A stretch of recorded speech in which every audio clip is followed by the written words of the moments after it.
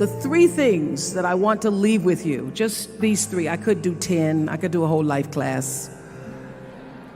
But just these three things will carry you if you let them. First and foremost, knowing who you are. Knowing who you are. Being able to answer this question, who am I? And what do I want? You know, many times when I go out of the country, I am baffled by that question. To explain what is your occupation. I've stood there for 10 minutes. Well, am I a talk show host? Well, I'm more than a talk show host. Am I a businesswoman? I'm a businesswoman. I'm more than a businesswoman. Am I an entrepreneur? I'm more than an entrepreneur. So I just leave it blank or self-employed. So I'm not asking for the roles that you play as daughters. I'm not asking that question. What are the roles that you play as a daughter, as a friend, as a sister? You're going to be a lawyer, you're going to teach, you're going to be a pharmacist. I'm asking the bigger question of who am I? Who am I really? My answer is I am God's child. I am that which is born of all that is. I am, as Pierre de Chardin said, a spiritual being having a human experience. Come trailing the breath of the ancestors yet, but trailing the breath of the angels. And understanding that because I am connected to the source of all that is possible for me. That's who I am. And what do I want? I don't want to just be successful in the world.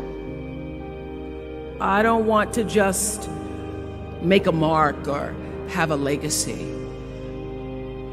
The answer to that question for me is I want to fulfill the highest, truest expression of myself as a human being. I want to fulfill the promise that the Creator dreamed when He dreamed the cells that made up me. Number two, you must find a way to serve.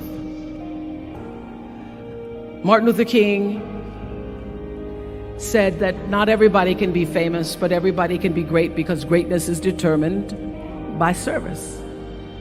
Now, we live in a world where everybody wants to be famous and where we admire people for just being famous. We think being known brings us value. The truth is, all of that will fade in time. In 3 years, you won't be able to name the housewives of Atlanta. The real truth is that service and significance, service and the significance that you bring to your service is that which is lasting. So to be able to, whatever your occupation or job or talent or gift is, our honorees today getting doctorate degrees, to apparently opposite fields, HIV and AIDS and the spoken word. But what they have in common is service, using the spoken word in service to community and the world, using your knowledge and information about HIV and AIDS and medicine in service to the world. And if you look at all the most successful people in the world, whether they know it or not, they have that paradigm of service. Everybody's talking about Mark Zuckerberg and IPO. Service. Jay-Z rapping. Service. Through the word, to people, through song.